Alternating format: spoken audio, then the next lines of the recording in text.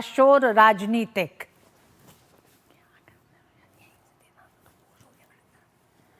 हमारे साथ इस विषय पर 3 मेहमान जुड़ गए हैं। आरपी सिंह हमारे साथ हैं, बीजेपी प्रवक्ता, हमारे साथ विजय कौशिक जी हैं, नेता कांग्रेस, और शेखर अय्यर हमारे साथ वरिष्ठ पत्रकार हैं। अब सबसे पहले विजय कौशिक जी, आप ही के पास आना चाहूंगी और जानना चाहूंगी कि आखिर इतना गुस्सा, इतनी नाराजगी जी राम जी कानून से है क्यों? ग्रामीण भारत के विकास की तरफ ये कानून बात कर रहा है और ये तमाम प्रारूप में सुधार किए गए हैं जब आप जानते हैं कि मनरेगा को लेकर कैग से लेकर सुप्रीम कोर्ट ने तमाम अनियमितताओं पर समय समय पर एक तरह से सवाल खड़े किए थे। देखिए, कांग्रेस पार्टी आज ये महसूस करती है कि वर्तमान मोदी सरकार गरीब, किसान, मजदूर की विरोधी सरकार है और इसी के लिए इन्होंने मजदूरों को नुकसान पहुंचाने के लिए, राज्य सरकारों को उनके हितों में नुकसान पहुंचाने के लिए इसको बदलकर, मनरेगा को बदलकर जी राम जी की योजना का नाम दिया है। सबसे पहली बात तो ये सरकार नाम बदलने में माहिर है और मनरेगा की इस योजना का नाम विजय जी 100 दिन की जगह 125 दिन हो गए। 1000 करोड़ का सरकार को नुकसान होगा। नाम बदलने भर से ही सरकार को इस योजना के तहत विजय जी प्रारूप में जो बदलाव किया गया है, प्रारूप महत्वपूर्ण है, वो अनियमितताएं दूर होनी महत्वपूर्ण है क्या? ये जरूरी नहीं है कि ग्रामीण भारत सशक्त हो, मजदूर को सम्मान मिले, श्रम को अधिकार मिले? ये सब बातें वैसी ही हैं जैसी अरावली के मुद्दे पर सरकार द्वारा जनता को गुमराह, मनरेगा के मुद्दे पर, जी राम जी के मुद्दे पर सरकार द्वारा जनता को गुमराह करने की कोशिश चल रही है। इसमें 40% भागीदारी का पैसा जो है राज्यों से मांगा जा रहा है, पहली बात, जो कि गलत है। सरकार पूरा पैसा, फिर दूसरी बात, सरकार ये कह रही है कि केंद्र सरकार तय करेगी कि किस काम में कहाँ मजदूरी लगनी है, क्या काम होंगे, वो सारा सिस्टम सरकार तय करेगी। विजय जी, राज्योों के साथ समन्वय के बाद ये कानून तैयार हुआ है। मुझे लगता है इतनी जानकारी तो आपको भी होगी। तो राज्यों को अगर अपनी 40% हिस्सेदारी पे आपत्ति नहीं है, मेरी बात तो सुनिए जी। समन्वय की बात ऐसी है, ज्यादातर राज्यों में इनकी सरकार है, जैसा मोदी जी आदेश देंगे वैसा ही हो जाएगा, ठीक है। मगर हमारी पार्टी ये मानती है कि मनरेगा के माध्यम से नाम चेंज करके जो मजदूरों की जिंदगी से खिलवाड़ करने जा रहे हैं उसका हम विरोध करेंगे। विजय जी, उसी तरह जैसे हम अरावली को लेकर विरोध में हैं। विजय जी, जी राम जी बिल पर हम अगर बात करें तो बेहतर होगा। अगर आपका विरोध है जी राम जी बिल को लेकर, तो जी राम जी बिल के कौन से प्रारूप पे, कौन से प्रावधान पे है विरोध? आपने कहा 40% हिस्सेदारी राज्य सरकार की, राज्य सरकारों को आपत्ति नहीं है, तो फिर कांग्रेस को आपत्ति किस लिए है? देखिए, कांग्रेस शासित राज्य भी हैं जिनमें हमें आपत्ति है, और सबसे बड़ी बात यह है कि जहां राज्यों में राजस्व देने में 40% हिस्सा देने में दिक्कत आएगी, वहां क्या पोजीशन होगी? फिर वहां पर केंद्र सरकार क्यों तय करना चाहती है? तो कहीं ऐसा ना हो कि मजदूरों से संबंधित कामों में भी बड़े गड़बड़ झाले हो जाएं। अभी तो राज्यों के ऊपर यह आरोप लगाया जा रहा है कि भी वहां घोटाले चल रहे थे और दूसरी चीजें चल रही थी। तो कहीं ना कहीं फिर नाम बदलने के पीछे कौन सी राजनीति है? मुझे बताइए ना, मनरेगा में क्या दिक्कत थी इनको? क्या आप ये मानते हैं कि कैग की रिपोर्ट गलत है? 2013 में कैग ने जो सवाल खड़े किए फर्जी जॉब कार्ड को लेकर, तमाम ऐसे काम जो मनरेगा के तहत नहीं होने चाहिए, उन पर 2000 करोड़ से ज्यादा का खर्च आया। क्या आप चाहते हैं कि श्रम को, मजदूरों को, श्रमिकों को उनका अधिकार न मिले गांव में? अगर सुनिश्चित किया जा रहा है कि 125 दिन की मजदूरी मिलेगी और बायोमेट्रिक ऑथेंटिकेशन होगा, तो ये मजदूरों के हक की बात है सर, इसमें क्या आपत्ति है? सुनिए ना, आपने बहुत बढ़िया बात कही है। क्या कैग की रिपोर्ट गलत हो सकती है? कैग ने इसी सरकार के घोटालों के खिलाफ तमाम कई रिपोर्ट दी। कौशिक जी, आप ना मनरेगा पे बात करना चाह रहे हैं और ना जी राम जी पर विस्तार से बात करना चाह रहे हैं। मैं जब मनरेगा की बात कर रही हूँ, कैग की रिपोर्ट का हवाला दे रही हूँ, आप उस पर नहीं बात कर रहे।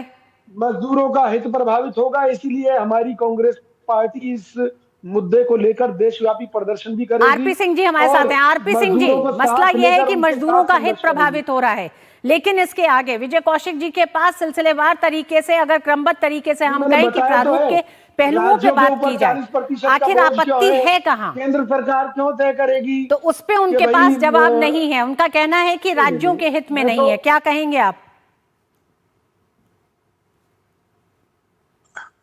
आपको नाम से दिक्कत है या काम से दिक्कत है? नाम तो आपने भी जवाहरलाल नेहरू से बदलकर नरेगा किया, फिर मनरेगा किया, अगर नाम की बात करें। परंतु ये मनरेगा नहीं है, ये ऑल टुगेदर नई स्कीम है। ये बीबीजी रामजी स्कीम है और ये पुरानी स्कीम से बदलकर नई स्कीम है। 125 दिन का 100 दिन की जगह 125 दिन का रोजगार होगा। उसके अलावा 60 दिन वह छूट मिलेगी जब वह खेती मजदूरी करते हैं लोग, उसका अवकाश मिलेगा ताकि वह 60 दिन का भी लाभ मिल सके। मिलाकर 185 दिन हो गए। उसमें वनवासी जो मजदूर होगा उसको 25 दिन का एडिशनल लाभ मिलेगा। तो इस प्रकार से ये अलग स्कीम है, पहली बात। दूसरी बात, ये राज्यों के साथ मिलकर तय हुआ है और राज्य की भागीदारी इसलिए जरूरी है ताकि कल उसकी जो इम्प्लीमेंटेशन है वो राज्य ठीक ढंग से करेगा। क्योंकि अभी तक कुछ कुछ राज्यों में, खास करके पश्चिम बंगाल के अंदर, कई सारी ऐसी खबरें आई जहां पर नकली कार्ड बनाए गए, नकली लोगों को, बिना बात के लोगों को पैसे दिए गए, नीचे काम हुआ नहीं हुआ, उसकी डिटेलिंग आई है। अब उसी को मद्देनजर रखते हुए ये हुआ कि राज्य भी खुद चिंता करेगा। जब राज्य के खुद के पैसे लगेगा, राज्य खुद चिंता करेगा उस बात की। और ये भी इंश्योर किया गया कि ये एक इंटीग्रेटेड प्रोजेक्ट में काम होगा, ताकि ये नहीं कि एक डिस्ट्रिक्ट में नाली खुदी, उसके आगे का रास्ता जो नाली का बनना है वो अगली डिस्ट्रिक्ट बना कर अगली डिस्ट्रिक्ट हम कुछ और करेंगे, ऐसा नहीं होगा। अगर अब होगा तो सबके सब मिलकर, डिस्ट्रिक्ट मिलकर पूरा का पूरा प्रयोजन एक साथ बनाएंगे, उसका जिसके हिस्से में जो जो आएगा वह करेंगे। तीसरी बात, जो जरूरी बात आपने कहा, मैंने, विजय जी एक मिनट दीजिए, मैंने आपको टोका नहीं, बिल्कुल आपने पूरा बोला। छोटा सा सवाल है कि मैं पहले पूरी कर दूं, फिर मैंने आपको 10 सवाल मेरे मन में थे आपको लेकर, मैंने आपको टोका क्या एक बार प्लीज। 4 करोड़ लोगों को पीएम आवास योजना के अंतर्गत, एक मिनट साहब, 4 करोड़ लोगों को पीएम आवास योजना के अंतर्गत आवास दिए गए। लगभग 15 करोड़ लोगों को जल मिशन के अंतर्गत नल से जल दिया गया। 16 करोड़ लोगों को शौचालय दिया गया स्वच्छ भारत मिशन के अंतर्गत। 10 करोड़ लोगों को, बहनों को उज्ज्वला मिशन के अंतर्गत गैस के चूल्हे दिए गए। 55 करोड़ लोगों को आयुष्मान भारत के अंतर्गत लाभ, मेडिकल लाभ दिया गया, उनका स्वास्थ्य का लाभ मिला। कोई 1.5 करोड़ लोगों को जनऔषधि, 1.5 लाख से ज्यादा जनऔषधि केंद्र देश में खोले गए हैं। 3 करोड़ सौभाग्य योजना, और कोई 80 करोड़ लोगों को आज भी प्रधानमंत्री जी चिंता करते हैं कि उनके लिए भोजन की व्यवस्था हो सके। तो हमारी तो पूरा जो फोकस है वो जन कल्याणकारी नीतियों पर है। अब आपको राजनीति करने करिए, लोग उसका आपको अगले इलेक्शन में फिर जवाब दे देंगे। आपने अपनी कोशिश कर ली। विजय कौशिक जी, आपके पास लौटूंगी, लेकिन उससे पहले शेखर अय्यर साहब हमारे साथ जुड़े हुए हैं। विजय कौशिक जी आपके पास लौटेंगे, लेकिन उससे पहले शेखर अय्यर साहब जुड़े हुए हैं। शेखर अय्यर साहब, मनरेगा के वो 10 साल आपने देखे, और आज जब जीराम जी कानून को लेकर आया गया है तो उसमें कई बड़े बदलाव किए गए हैं, और ये बदलाव स्वतः सरकार ने अपने आप नहीं करे। पिछली कई ऐसी रिपोर्टें सामने आई जिसने अनियमितताओं की तरफ इशारा किया है, जिसने सही काम न हो पाने की तरफ इशारा किया है।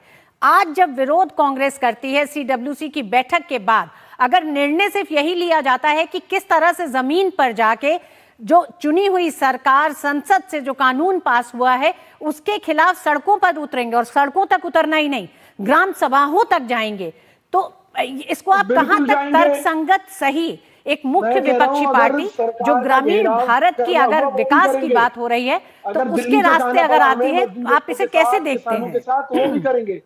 रितु जी, जब इस कानून का बहस चल रहा था पार्लियामेंट में, विपक्ष की तरफ से एक ही बात सामने आई कि आप हमारे कार्यक्रम को बदल रहे हैं, दूसरा आप गांधी जी का नाम हटा रहे हैं।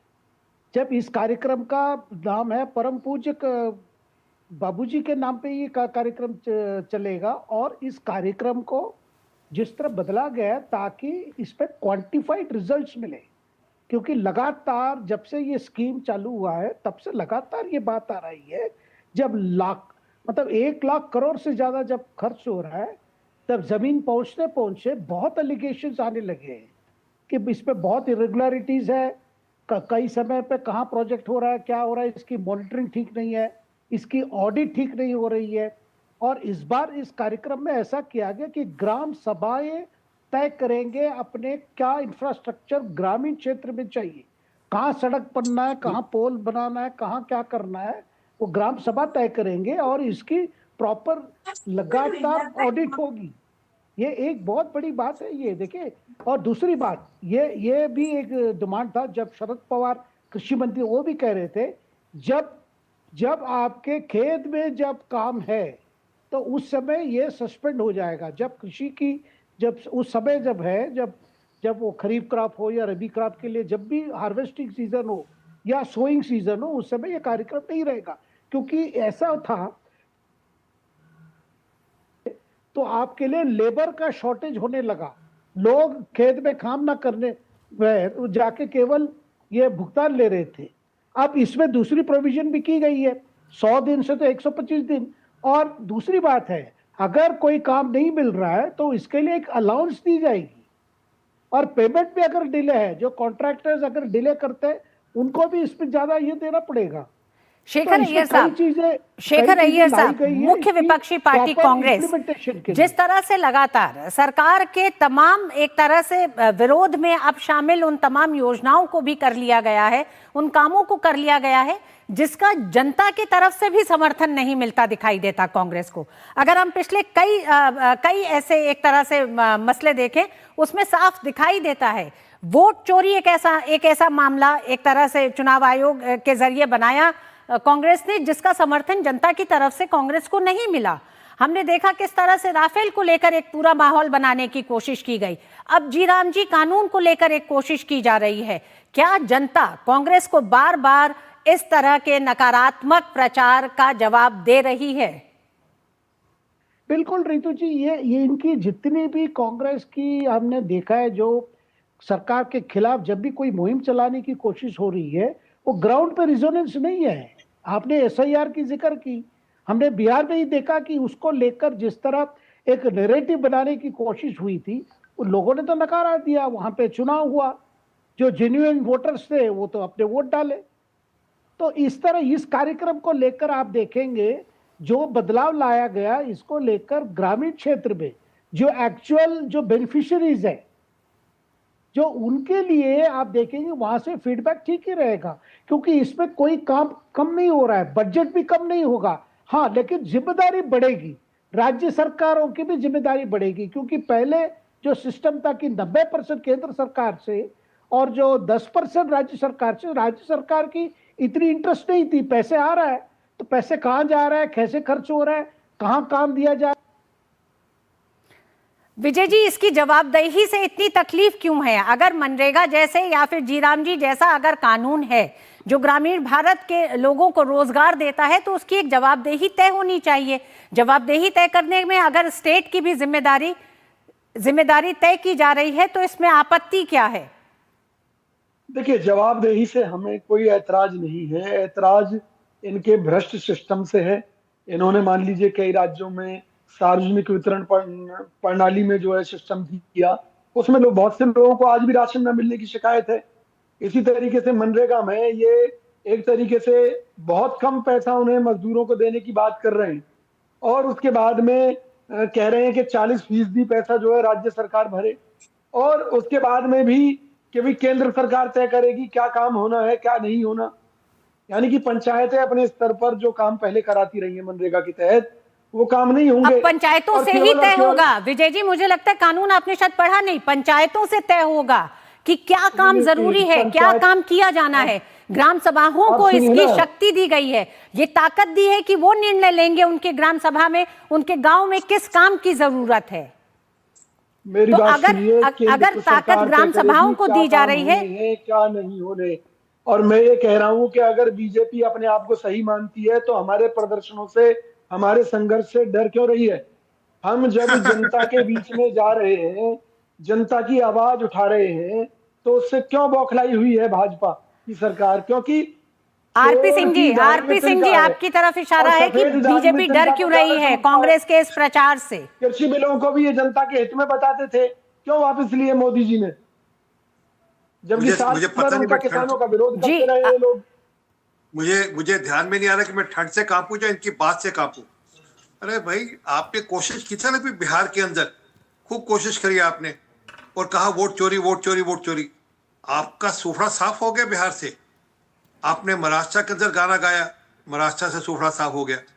तो आप कोशिश करते रहिए, कोई दिक्कत नहीं, आपके विपक्ष के नाते से काम है कोई ना कोई एक झूठा नैरेटिव खड़ा करने का। और इसमें आपके समय में 33,000 करोड़ था, अभी 86,000 करोड़ रुपया है और इसको बढ़ाकर 1,51,000 करोड़ तक ले जाने की योजना है। विजय जी, तो वैसे आपकी जानकारी के लिए बता दूं, कैग ने जितने भी एक तरह से सवाल उठाए उसमें एक बड़ा सवाल यह भी था कि 54% ग्राम पंचायतों में मनरेगा के समय 10 साल में कहीं पे भी कोई रिकॉर्ड मेंटेन नहीं किया गया था। तकनीक के इस्तेमाल के साथ जीराम जी के साथ एक बड़े प्रारूप के साथ जीराम जी कानून को लेकर आया गया है, जिसमें ग्रामीण विकास लक्ष्य है, साथ ही साथ जवाबदेही और पारदर्शिता भी तय की गई है। बहुत बहुत धन्यवाद आप तीनों मेहमानों का हमारे साथ इस विषय पर जुड़ने के लिए। वक्त एक छोटे से ब्रेक का है और ब्रेक के बाद दिखाएंगे कि संघ के मुरीद दिग्विजय सिंह ने ऐसा क्या कहा कि कांग्रेस से लेकर राजनीतिक गलियारों में मचा हड़कंप।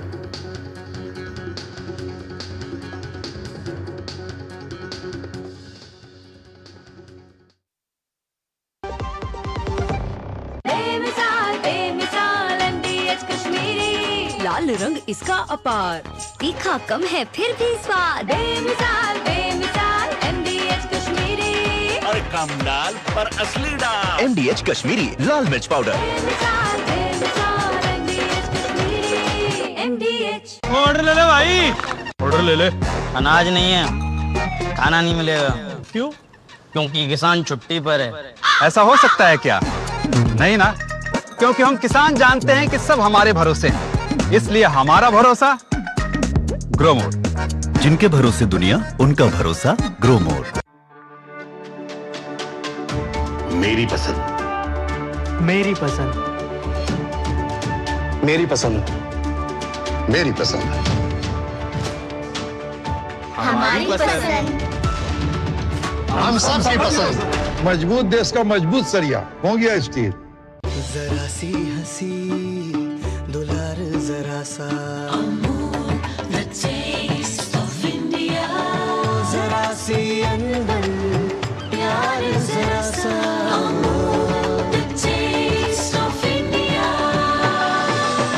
यही तो अमूल है, स्वाद इंडिया का, यही तो अमूल है।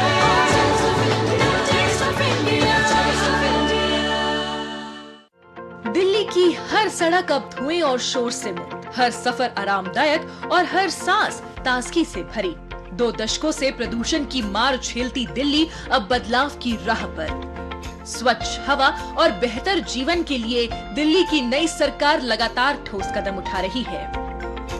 सिर्फ 10 महीनों में 1350 ई बसों के जरिए साफ हवा, सुरक्षित सफर, जीरो एमिशन, शांत और आधुनिक CCTV, GPS और पैनिक बटन जैसी स्मार्ट सुविधाओं के साथ ये बसें हर दिन धुआं, धूल और प्रदूषण को कम कर दिल्ली को बनाती है स्वस्थ और हरियाली भरा शहर। दिल्ली सरकार का लक्ष्य सरल है, हर सांस साफ, हर सफर सुरक्षित और दिल्ली प्रदूषण मुक्त। मुख्यमंत्री रेखा गुप्ता के नेतृत्व में नई हवा, नई ऊर्जा, नई दिल्ली। वाह, गाय तुम्हारी माता है ना? तो पशुहार के नाम पर जहर क्यों खिलाता है? अनसन हटा, दिल से खिला, सिर्फ कपिला, देश का नंबर 1 पशु आहार। गोल्डी छोले मसाले, जहाँ जाए रिश्ते बनाए। गोल्डी लाए हैं फ्रेश लॉक टेक्नोलॉजी, जो रखे मसालों को हर समय फ्रेश।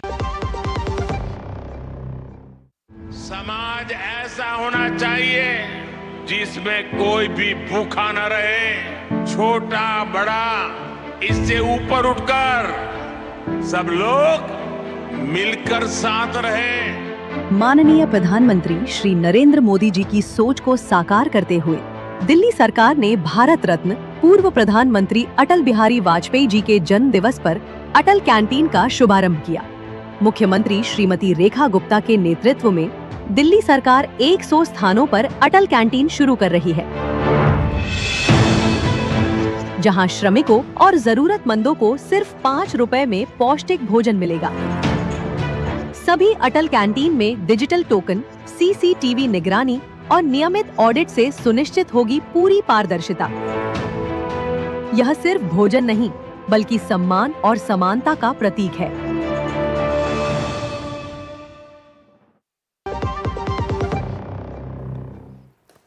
कांग्रेस के दिग्गज नेता एक बार फिर अपने बयान की वजह से सुर्खियों में हैं। उन्होंने सोशल मीडिया पर संघ और भाजपा के संगठनात्मक ढांचे की तारीफ करते हुए कहा कि जय सिया राम क्या बोला, मच गया बवाल। बीजेपी ने इस पर कांग्रेस के नेतृत्व पर सवाल खड़े करते हुए कहा कि ये बताया है कि खुद को बड़े नेता कांग्रेस में कितना उपेक्षित महसूस कर रहे हैं। देखिए रिपोर्ट। जब दिल्ली में कांग्रेस कार्य समिति की बैठक मनरेगा का नाम बदलकर वीबी जी राम जी करने के विरोध में देश में आंदोलन की रणनीति बना रही थी, ठीक उसी समय कांग्रेस के दिग्गज नेता दिग्विजय सिंह के एक सोशल मीडिया पोस्ट ने राजनीतिक गलियारों में हलचल मचा दी। कांग्रेस नेता दिग्विजय सिंह ने सोशल मीडिया प्लेटफॉर्म एक्स पर ब्लैक एंड व्हाइट तस्वीरें साझा की, जिसमें भाजपा के वरिष्ठ नेता लालकृष्ण आडवाणी मंच पर दिखाई दे रहे हैं, जबकि युवा नरेंद्र मोदी उनके पास जमीन पर बैठे हुए नजर आ रहे हैं। इस तस्वीर के साथ दिग्विजय सिंह ने आरएसएस और भाजपा के संगठनात्मक ढांचे की प्रशंसा करते हुए लिखा, क्योरा साइट पर मुझे ये चित्र मिला, बहुत ही प्रभावशाली है। किस प्रकार आरएसएस का जमीनी स्वयंसेवक व जनसंघ का कार्यकर्ता नेताओं के चरणों में फर्श पर बैठकर प्रदेश का मुख्यमंत्री व देश का प्रधानमंत्री बना, ये संगठन की शक्ति है। जय सिया राम। दिग्विजय सिंह का ये पोस्ट कांग्रेस के भीतर सुलग रहे उस असंतोष की आवाज की तरफ इशारा है। इस पर बीजेपी ने जमकर कांग्रेस के नेतृत्व पर कटाक्ष किया। दिग्विजय जी कह रहे हैं कि कांग्रेस पार्टी आज एक फैमिली ओन्ड कंपनी बन चुकी है, जहां पर एक ही व्यक्ति एक ही परिवार में अगर जन्म लेगा तो उसे ही कांग्रेस में सारे अधिकार लेने का अधिकार मिलेगा। अभी तो देखते जाइए, भांजे भांजी आएंगे, वही कांग्रेस चलाएंगे कुछ दिनों बाद। हालांकि इस मुद्दे के गरमाने पर दिग्विजय सिंह ने सफाई पेश की, लेकिन फिर भी आरएसएस की तारीफ करने से नहीं चूके और खुद को संगठन क्षमता का प्रशंसक बता डाला। देखिए, आज की नहीं है, मैं तो शुरू से इस बात को कहता रहा हूं कि राष्ट्रीय स्वयंसेवक संघ की विचारधारा का मैं विरोधी हूं, लेकिन उनकी संगठन क्षमता का मैं प्रशंसक इसलिए हूं कि एक ऐसी संस्था जिसका पंजीयन नहीं है वो आज देश में इतनी शक्तिशाली हो गई। हालांकि पहली बार नहीं है कि दिग्विजय सिंह अपने बयान को लेकर सुर्खियों में है, लेकिन राजनीति में टाइमिंग का बहुत महत्व होता है। जहां बीजेपी का नेतृत्व देश से लेकर प्रदेश तक कार्यकर्ताओं को सौंपा जा रहा है, वहीं कांग्रेस में पार्टी के बड़े नेता से लेकर कार्यकर्ता तक खुद को हाशिए पर समझ रहे हैं। कुमार आलोक के साथ ब्यूरो रिपोर्ट, डीडी न्यूज। और वक्त एक छोटे से ब्रेक का है। ब्रेक के बाद दिखाएंगे राहुल गांधी को किसने दिखाया आईना।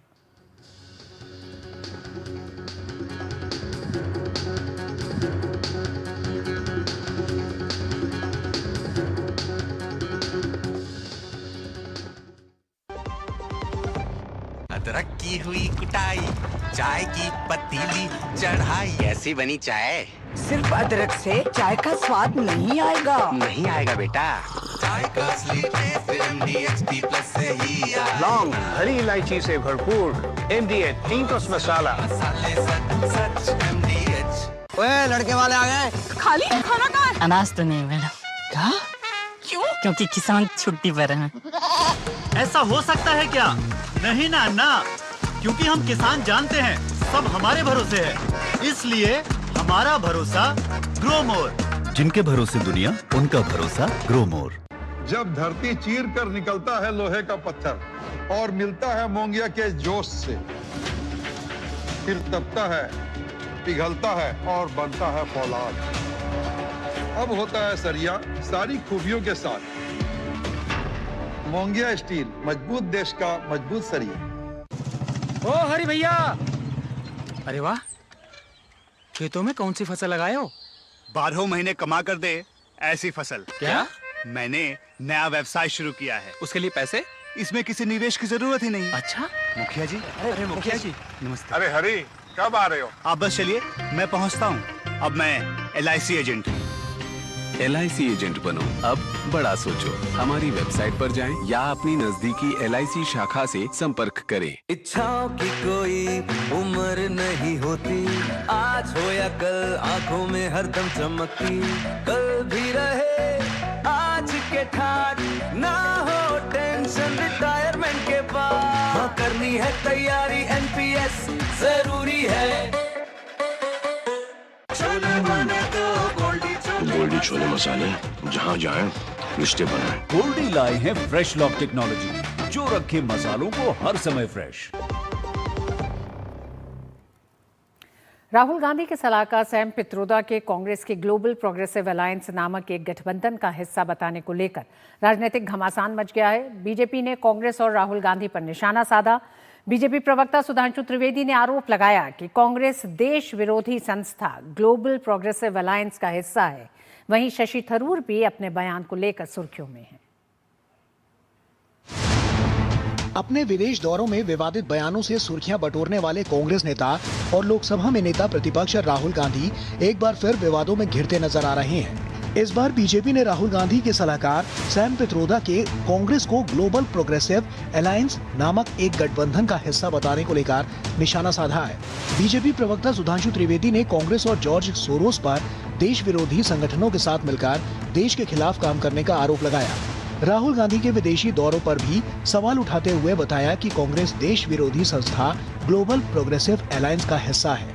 अब यह ग्लोबल प्रोग्रेसिव अलायंस एक ऐसे संगठन से जुड़ा हुआ है जो भारत विरोधी शक्तियों के साथ और भारत विरोधी बातों को स्थापित करने वाले अनेक संगठनों के नेटवर्क का हिस्सा है। यानी राहुल गांधी जी उसके अध्यक्षीय समकक्ष हैं और सैम पित्रोदा उसके सदस्य हैं। सैम पित्रोदा के ये कहने के बाद भारतीय जनता पार्टी कांग्रेस पार्टी से पूछना चाहती है, क्या आप भारत विरोधी वैश्विक दुरभिसंधि के सदस्य बन गए हैं? राहुल गांधी की सोच से उनकी पार्टी के कई नेता कई बार असहमत नजर आए हैं। शुक्रवार को एक निजी टेलीविजन चैनल